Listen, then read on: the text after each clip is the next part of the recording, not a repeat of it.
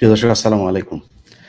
আমরা আজকে যে বিষয় নিয়ে কথা বলব, সেই বিষয় নিয়ে কথা বলার জন্য আমার সাথে বিশেষ একজন ব্যক্তিত্ব আছেন, যিনি আ বাংলাদেশ জাতীয়তাবাদী মুক্তিযোদ্ধা দলের প্রেসিডেন্ট। তিনি রণাঙ্গনের একজন মুক্তিযোদ্ধা। সেক্টর 2 তে তিনি যুদ্ধ করেছেন। ক্র্যাক প্লাটুনেরও একজন সদস্য ছিলেন তিনি। ঢাকাতে বীর দর্পে তিনি ৭১ এ মুক্তিযুদ্ধে অংশ নিয়েছিলেন, শহীদ পরিবারের সদস্য। এবং তিনার আরো অনেকগুলো পরিচয় আছে। আসলে আমরা এতগুলো পরিচয়ে যাচ্ছি না। আমাদের সাথে যিনি আছেন, ইশতিয়াক আজিজ উলফাত ভাই। আমরা উলফাত ভাই হিসেবেই উনাকে জানি। উলফাত ভাই, আপনাকে স্বাগত জানাচ্ছি। উলফাত ভাইয়ের আরো একটা আ আ পরিচয় আছে। তিনি হচ্ছেন আমাদের সবার প্রিয় বীর মুক্তিযোদ্ধা লেফটেন্যান্ট কর্নেল বীর শরীফুল ইসলাম ডালিম ভাই। উনার একজন অনুসারী, অত্যন্ত পছন্দের একজন মানুষ উনি। তো আমরা যে বিষয় নিয়ে আলাপ করব, সেই বিষয় নিয়ে আলাপের শুরুতে আমরা যেটা নিয়ে কথা বলতে চাই, সেটা হচ্ছে যে উলফাত ভাই, আপনি দীর্ঘদিন ধরে বাংলাদেশের রাজনীতির সাথে আছেন। এই দেশের জন্ম থেকে আপনি এই দেশকে দেখছেন। বর্তমান সরকার, আপনারা নিশ্চয়ই জানেন যে আসার পর থেকে বিডিআরের যে পিলখানা হত্যাকাণ্ড, এটা বাংলাদেশের অস্তিত্বের সাথে মিশে আছে এবং এটার মাধ্যমেই আমি মনে করি বাংলাদেশকে গেল ১৫ বছর ভারত শাসন করেছে। আপনি মনে প্রাণে, আপনার রক্তের ভেতরে ভারত বিরোধিতা জড়িয়ে আছে। সেই জায়গা থেকে আপনি কি মনে করেন যে পিলখানার এই হত্যাকাণ্ডের আসল যে রহস্য, সেটা বেরিয়ে আসা প্রয়োজন কিনা? আসসালামু আলাইকুম। আপনার সব দর্শকদেরকে আম আ স্বাগত জানাচ্ছি এবং আমার আন্তরিক শুভেচ্ছা সবার প্রতি।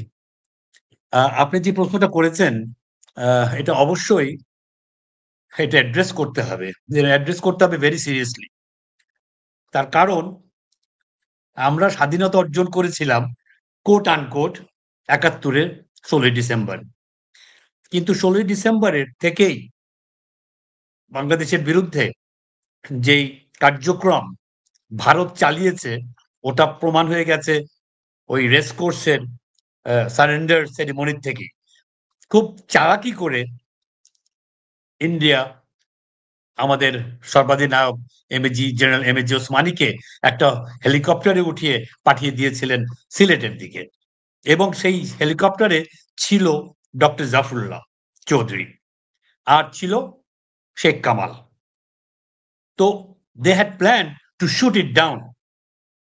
তো গুলি মেরেছিল, কিন্তু খুব বেশি একটা আঘাত করতে পারেনি। কোনো মতে তারা সিলেটে ল্যান্ড করেছিল। তো সেদিন থেকেই ১৬ই ডিসেম্বর এবং তার আগের থেকেই সবকিছু তাদের প্ল্যান প্রোগ্রামে ছিল।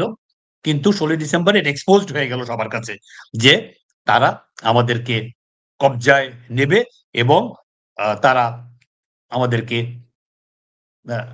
তাদের সাবজেক্ট হিসেবে, not as friends, not as an independent country, তারা একটা তাদের কন্ট্রোলের মধ্যে রাখবে। তো এই যে বিডিআর কিলিংটা ঘটলো, শেখ হাসিনা এবং আওয়ামী লীগ ক্ষমতায় আসার ৩ মাসের মধ্যে। আমি একটু এর আগে যাব। আমি কলকাতায় ছিলাম ২০০৮ এ। আমি যে হোটেলে ছিলাম, সেই হোটেলে একটা ফোন কল আসে এবং বলে যে আমার কাছে কিছু লোকজন দেখা করতে এসছে। তা আমি একটু অবাকই হলাম। ছিলাম কারা এরা? বলে সরকারের পক্ষ থেকে। তা আমি আরো অবাক হলাম। তো বললাম যে আমি তো ভাই সরকারের লোকও না, আর আমি তো সরকারের সাথে আমার কোনো কাজও নেই। বলে কি না, আপনি একটু নিচতলায় আসেন। তো আমি রিসেপশনে গেলাম, গিয়ে ওদের সাথে বসলাম, দেখলাম ৫ জন লোক। তো ওর সাথে সাথে ওনারা সবাই পরিচয় দিলেন। They were at that time working for র। তা আমাকে বললেন যে মানে সরকার মানে আপনি বাংলাদেশ সরকার উলফাত ভাই, নাকি ভারত সরকারের লোক?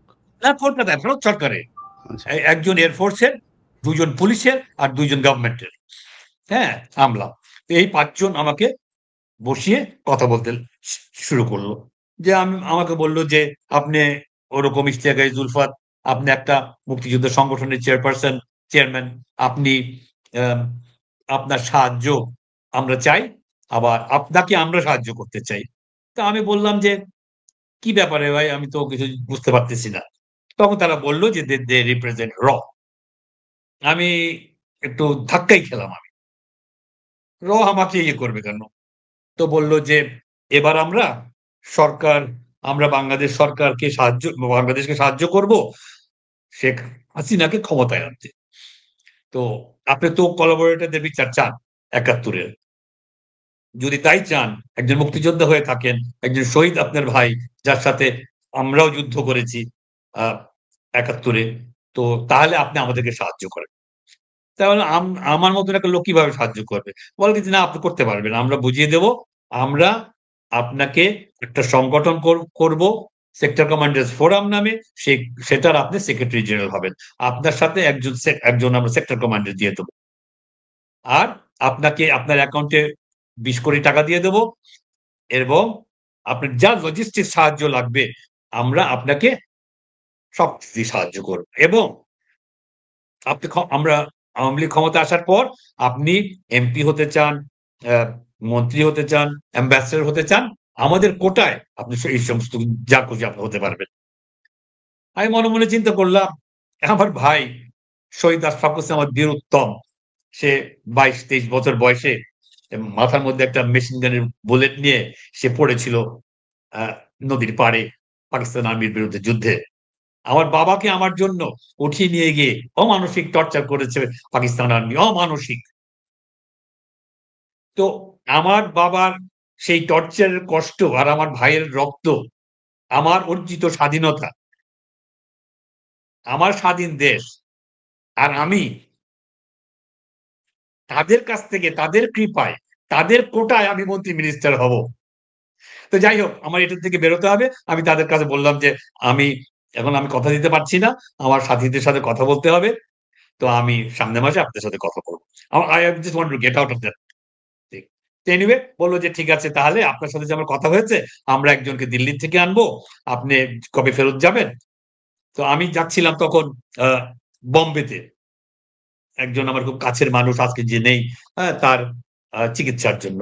তো আমি বললাম যে, "আমি ১৫ তারিখে ফিরবো। ১৬ তারিখে এখান থেকে আমি দেশে ফেরত যাবো।" তো আমি এই বলল, "আমাদের কাছে সাহায্য নেন, টাকা-পয়সা নেন, এমনি ধরুন।" আমি বললাম, "আমার কিচ্ছু দরকার নেই। আমার গরিবি হালে আমার ৩ টা বাচ্চা নিয়ে আমি যাচ্ছি। আমি তাজমহল যাবো, আমি আ আজমের শরীফ যাবো।"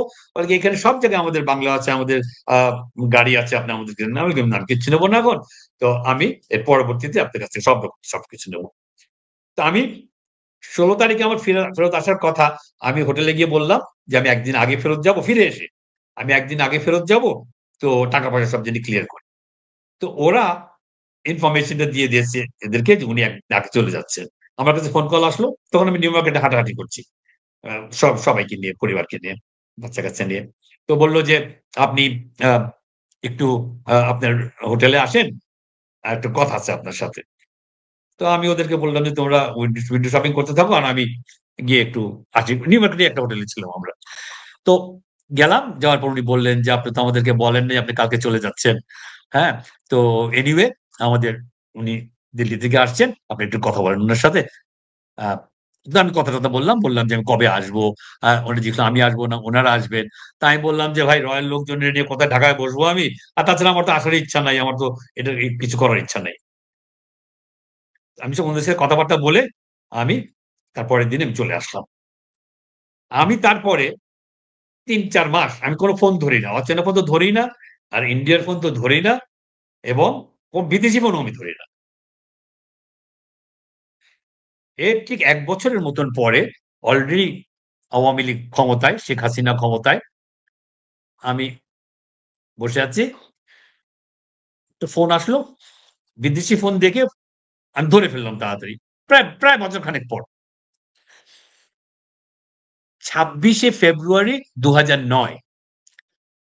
বিডিআর কিলিং হয়েছে ২৫শে ফেব্রুয়ারি। ফোন করে ধরছি পরেই বলে কি যে, "ভাই আমি অমুক, দাদা আমি অমুক। আমি আপনাকে লন্ডন থেকে ফোন করছি।" আমি বললাম, "আপনি লন্ডনে কেমন করে? কোথায়?"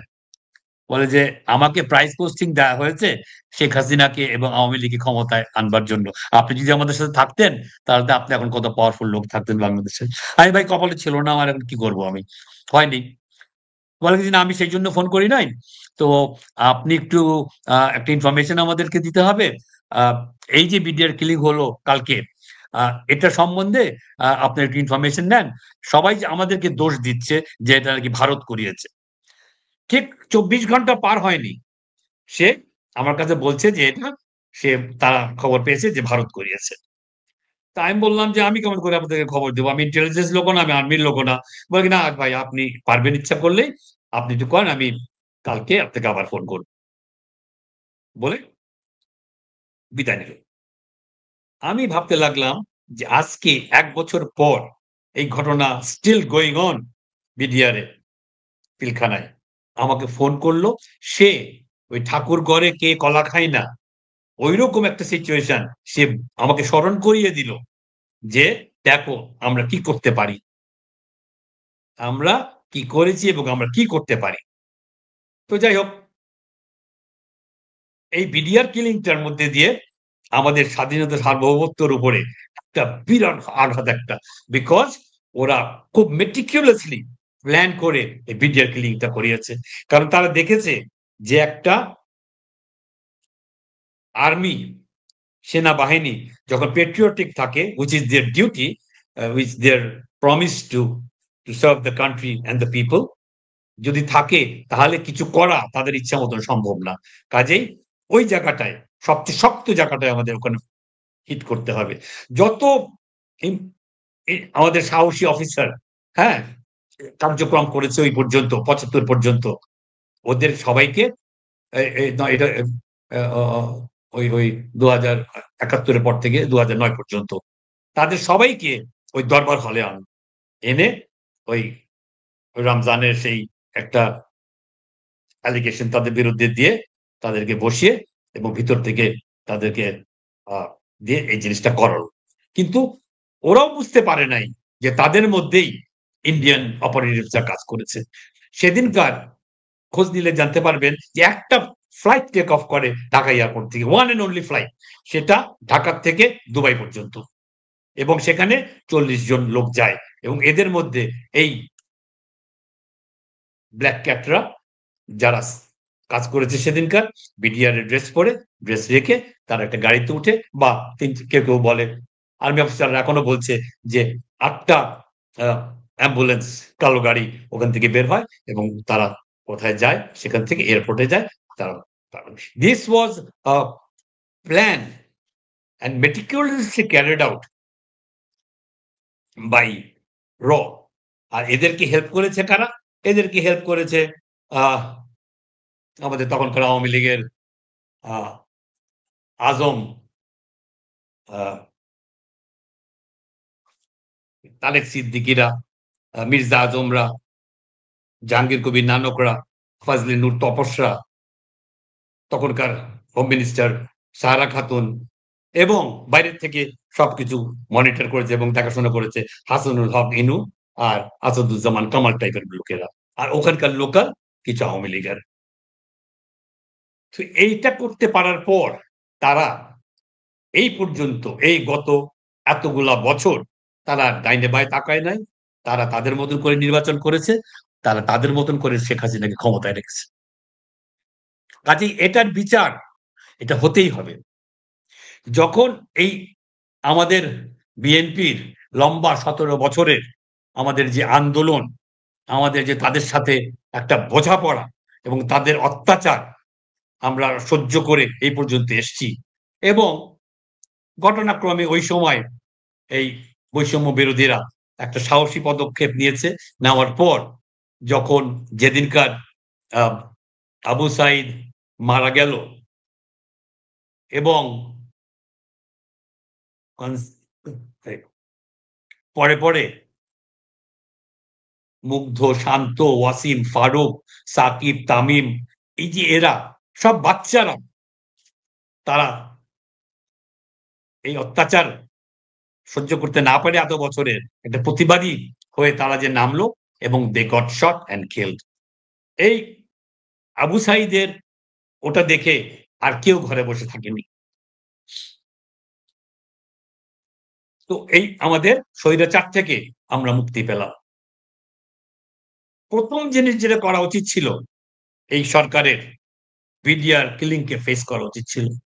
আমি ২০০৫ এই ৫ই জুলাই না ৫ই অগাস্ট জিনিসটা হলো। আমি ৮-১০ তারিখের দিকে আমি অ্যা খোঁজ করতে লাগলাম আ আসিফ নজরুল সাহেবকে। আমি তার বাসায় গেলাম। তার বাসায় গেলাম। আ সে কয়েকদিন পর প্রফেসরকে নিয়ে ভিতরে কথা বলছিল। আমরা বারান্দায় ছিলাম। আমি আমার সাথে মেজর মিজানকে নিয়ে গেলাম, রিটায়ার্ড একজন অফিসার।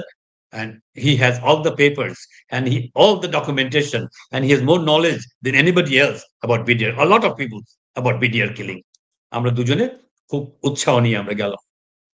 তো আমরা জিজ্ঞাসা করলাম, বলে যে, "হ্যাঁ, ঠিক আছে ভাই আপনি এসছেন?" আমি তার সাথে ২০-২৫ বছর ধরে কাজ করি আসিফ নজরুল সাহেবের সাথে।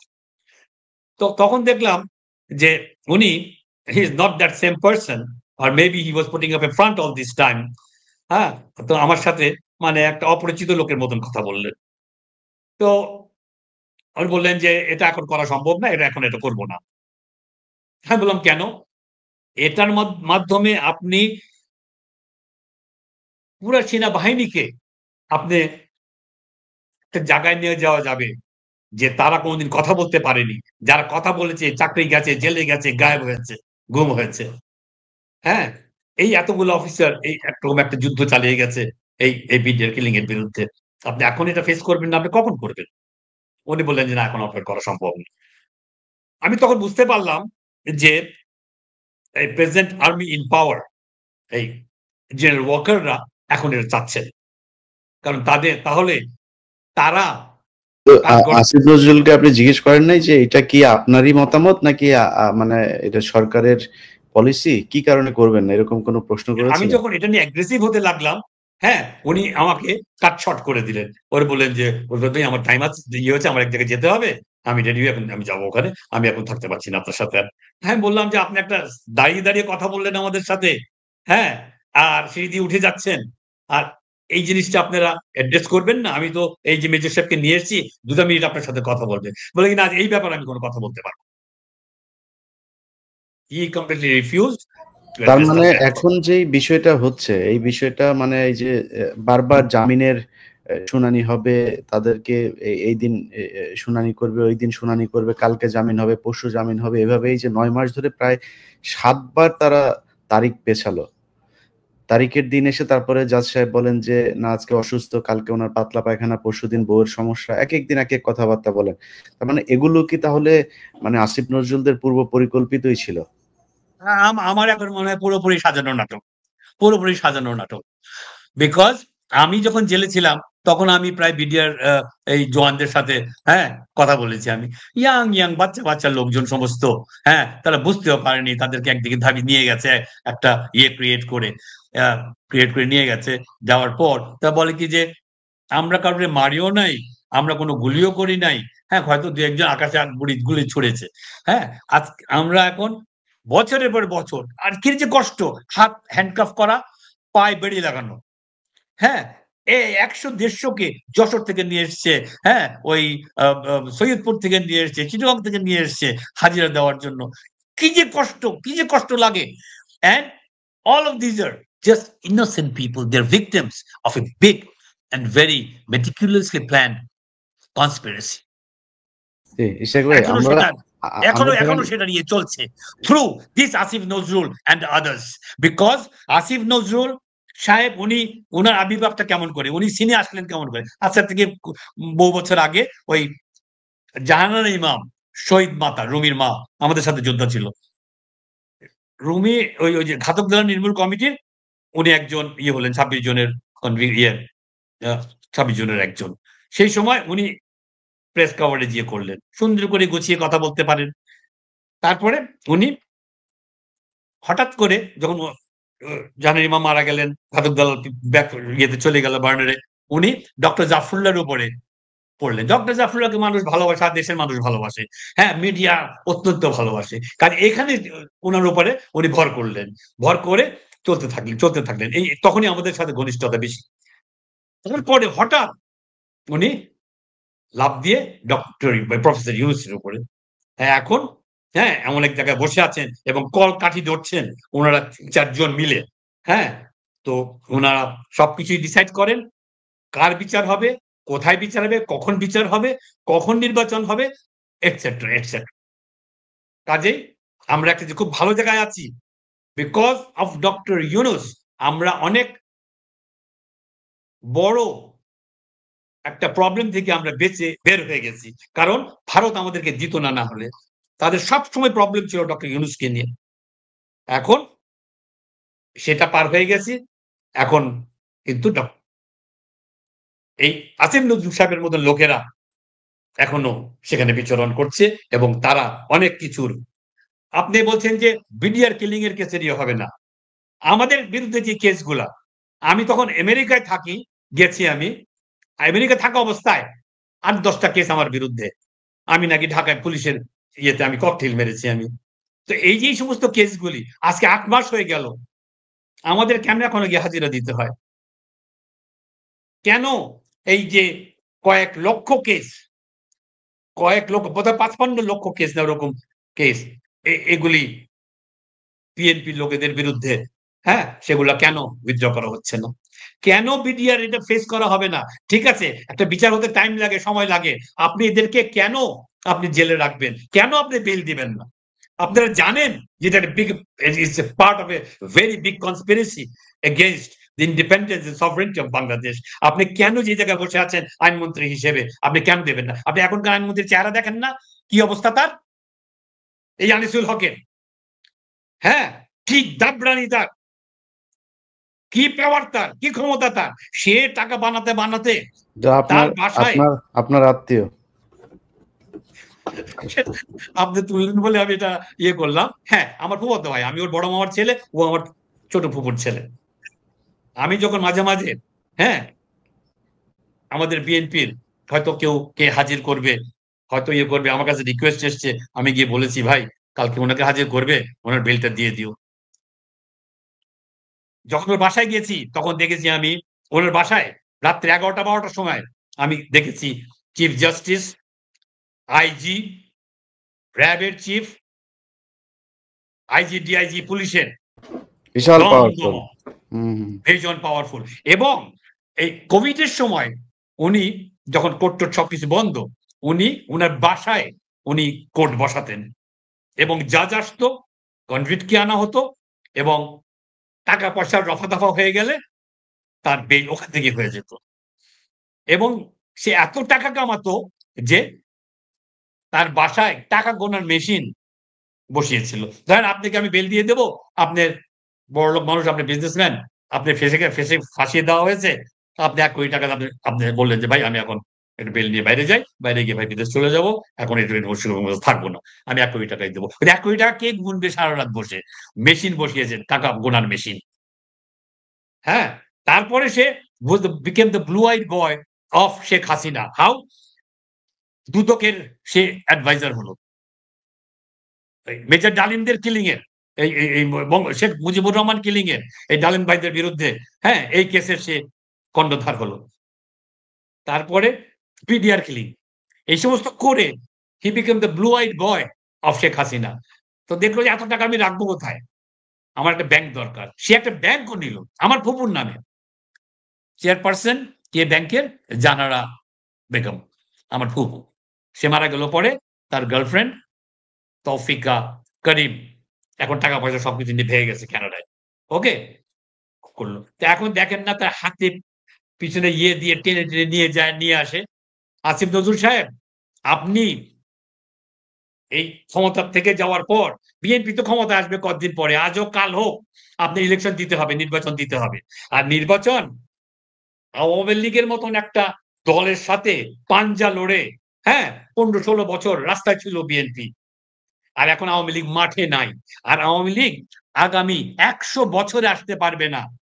এই বিডিআর কিলিং থেকে আরম্ভ করে, এই ইলিয়াস আলীর গুম থেকে আরম্ভ করে, চৌধুরী আলমের গুম থেকে আরম্ভ করে, এই বাচ্চাদেরকে, এই মুগ্ধ, এই শান্ত আর আবু সাইদদের মার্ডার, হ্যাঁ? দেখেন কিরকম আওয়ামী লীগাররা কত খারাপ এরা হতে পারে।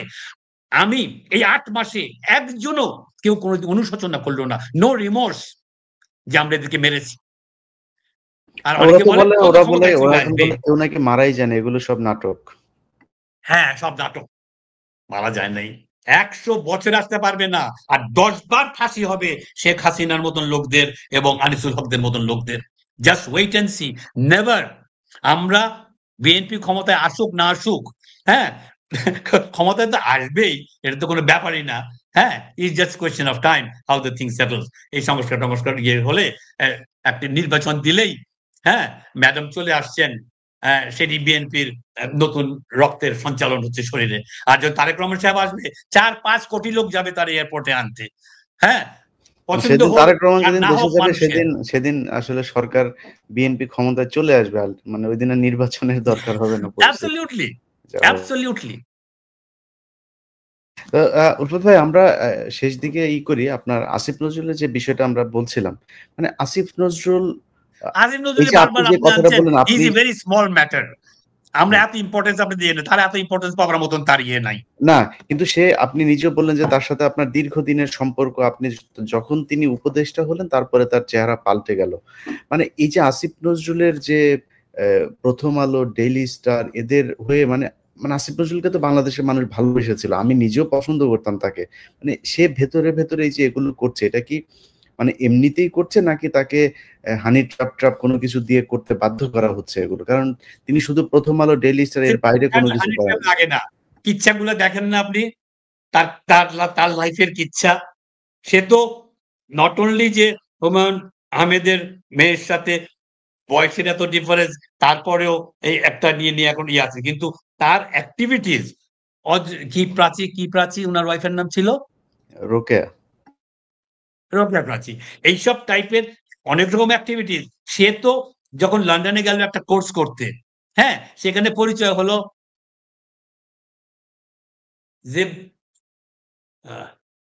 ও ডাকনাম কাজল, মহিলা, হ্যাঁ, ওনার সাথে এক সাংবাদিকের স্ত্রী, তার সাথে ফষ্টিনষ্টি করে তাকে ঘর ছাড়ালো, ওই ঘর ভাঙলো। কাজল, আপনি আপনি আপনি বলেছিলেন হ্যাঁ হ্যাঁ, রহমান কাজল। কাজল। হ্যাঁ, ওনার ওনার ওনার সাথে ফষ্টিনষ্টি করে ওনার ঘর ভাঙলো এবং লন্ডনে ওনাকে ছেড়ে রেখে, দুটা মেয়েকে রেখে ফেলে রেখে উনি চলে আসলেন। ওনার কাজই তো সবসময় এরকম। উনি আমাকে যে কথাটা আমি বললাম আজকে টিভিতে, এটা তো কালকে লাখ লাখ মানে লোক দেখবে। মানে আমাকে চ্যালেঞ্জ করুক, উনি আমাকে চ্যালেঞ্জ করুক যে উলফাত সাহেব যেটা বললো এটা সত্যি কথা না। উলফাত ভাই, আমরা কোনটা সত্যি কোনটা না। আসিফ নজরুলের এইসব বিষয়ে মানুষ শুনে মাঝে মধ্যে একটু বিনোদন নেয়।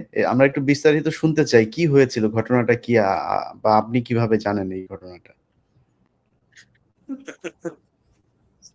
আমি কিন্তু বললাম, আমি আসিফ নজরুলকে এত ইম্পর্টেন্স দেওয়ার দরকার নেই। হি ওয়াজ ইন লন্ডন, এই সমস্ত করে বেড়ান। উনি বলে বেড়াতেন তখন, একটা মেয়েকে আমার পটাতে 5টা মিনিট সময় খালি লাগে, আমি 5টা মিনিট কথা বলতে পারি, সেই মেয়ে আমার পিছন পিছন ঘুরবে। ওকে, এই টাইপের মেন্টালিটি তার। তো লন্ডনে গেছে, ওই বাসায় হয়তো আমন্ত্রিত হয়েছে, হ্যাঁ, ঘনিষ্ঠতা হয়েছে, তারপরে সে তার কাজ কন্টিনিউ করেছে এবং সেই ঘরটা ভেঙেছে। That lady lives in America now. হ্যাঁ, বাচ্চা দুটো বড় হয়ে গেছে। হ্যাঁ, and I'm talking about somebody very close to home. এর চেয়ে বেশি আর আমি বললাম না আপনাকে। Very close two home. মানে সেই নারী আসিফ নজরুল উনি কি তার স্বামীর ঘর থেকে? বাংলাদেশের এই সরকার যাওয়ার পর উনি যতই দেখান যে রাতের বেলা উনি ওই সব বিএনপির লোকেদের, আমাদের সব টপ রাজনীতিবিদদের সাথে উনি ফোনে কথা বলেন, হ্যাঁ, ওই সমস্ত কোনোটাই কাজে দেবে না। কারণ উনার রাস্তায় উনি পথে উনি বেরোতে পারবেন না উইদাউট বিং চ্যালেঞ্জড। জি, উলফাত ভাই, আপনার আপনার আজকের এই মূল্যবান সময় দেওয়ার জন্য অনেক ধন্যবাদ। আমরা